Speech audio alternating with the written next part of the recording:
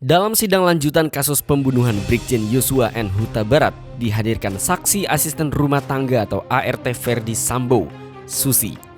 Beberapa kali selama persidangan, hakim menekankan pernyataan Susi yang dianggap tidak benar. Lantas benarkah Susi berbohong? Sebelum masuk ke dalam pembahasan, dukung channel kami dengan cara klik tombol subscribe dan nyalakan lonceng notifikasinya agar kalian bisa mendapat informasi terkini dari kami. Dan please tonton video secara full, jangan di skip agar kalian mendapatkan informasi secara keseluruhan. Kalau saudara bohongnya keterlaluan, saudara jaksa penuntut umum bisa memproses saudara. Ancamannya 7 tahun, nggak main-main saudara. Pakar gestur Handoko Gani berbagi pandangannya tentang keseluruhan kesaksian Susi saat diperiksa oleh Hakim Pengadilan Negeri Jakarta Selatan. Handoko menduga Susi tidak benar-benar melihat sendiri apa yang sebenarnya terjadi pada Putri Chandrawati. Dugaan saya, Susi ini tidak melihat langsung secara keseluruhan, tapi hanya sepersekian dia melihat atau bahkan dia dengar dari orang lain. Jadi keterangannya ini penuh tafsiran atau interpretasi dari dia sendiri, bukan berdasarkan penglihatan atau pengalaman langsung. Jadi nggak heran keterangan Susi ini jadinya sulit untuk diinterpretasikan terkait posisi ibu, pakaian ibu, tubuh ibu, dan seterusnya, kata Handoko saat dihubungi. Handoko menduga Susi mencoba menjelaskan apa yang sebenarnya terjadi hanya dengan interpretasi pribadinya. Dia mengatakan Susi tidak mengerti apa yang terjadi karena hanya ada Putri Chandrawati di lokasi. Yang bersangkutan ini menjelaskan dengan interpretasinya sendiri. Misalnya kaos. Kaos itu kan beda-beda tipenya, bahannya, ketebalannya. Kemudian posisi tubuh ibu tergeletak atau sandaran. Kalau sandaran itu di mana gitu. Suhu tubuh, dingin atau panas, diraba kakinya, kaki bagian apa, dan seterusnya. Ia tidak tahu full kejadiannya. Kan tinggal Putri doang. Dia hanya interpretasi, suhu badan dingin, dia bersandar, dan seterusnya, ucapnya. Selain itu, Handoko juga menganalisis latar belakang Susi sebagai asisten rumah tangga. Dia percaya Susi merasa terintimidasi ketika ditanya oleh hakim yang cenderung mengajukan pertanyaan dengan gaya mengancam, sehingga dia memberikan jawaban yang tidak tepat. Ditambah lagi gaya penanya ini bersifat intimidatif. Susi yang ART ini tertekan. Ketika tertekan, ada kemungkinan seseorang dengan karakter seperti demikian bisa gugup dan salah-salah jawab, ujar dia. Orang seperti Susi ini tidak bisa ditanyakan dengan gaya bertanya seperti itu.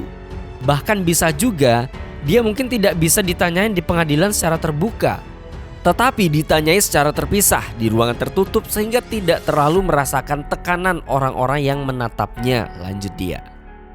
Terlepas dari itu, Handoko dapat menyimpulkan 3 hal yang mungkin sedang dialami Susi sehingga memberikan statement yang sulit dijelaskan.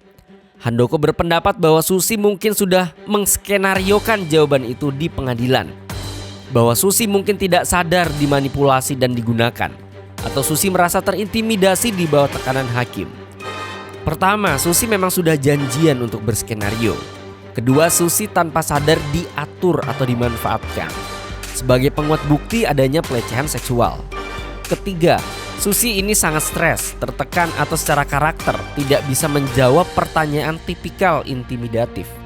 Gaya bertanya ini harus dihindari. Bukankah masih ada gaya bertanya investigatif yang tanpa interpretasi pribadi atau tanpa menghakimi, misalnya, mana mungkin begitu, mana yang benar, kamu bohong nih, seperti itu jelasnya. Selain itu, Handoko juga menyoroti bagaimana hakim mengajukan pertanyaan yang mempengaruhi jawaban saksi. Ia memberikan beberapa contoh yang terjadi pada persidangan. Contoh misalnya Susi meluk, tapi penanya atau hakim ini tidak menanyakan kondisi situasi apa, ekspresi wajahnya bagaimana, gesturnya gimana, perkataan Putri apa, dan seterusnya, sehingga Susi meluk. Kan aneh kalau tanpa ada tanda-tanda spesifik yang menimbulkan rasa kasihan. Misalnya ekspresi wajahnya sedih, nangis, tangannya bersilang menutup pakaian atas atau bawah, didekati Susi menjadi histeris, stres, dan seterusnya. Tapi ini nggak ditanya.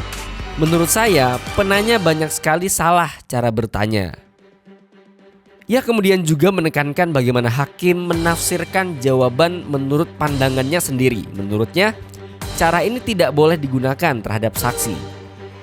Semakin aneh ketika penanya atau hakim malah menginterpretasi sesuai dengan karakternya sendiri. Kalau saya melihat, nah ini kan nggak boleh dilakukan. Karena yang pertama, yang bersangkutan atau hakim laki-laki dan juga tidak memiliki hubungan emosional. Karakternya pun berbeda, pendidikannya pun berbeda. Bahkan bisa jadi yang bersangkutan memiliki pengetahuan cukup untuk pertolongan pertama pada kasus-kasus serupa, tapi ART Susi tidak, tutur dia. So ya, jadi bagaimana menurut kalian tentang ART Ferdy Sambo yang mungkin berbohong di sidang ini? Terus saksikan video berita terkini dari kami. Jangan lupa like video ini jika kalian suka.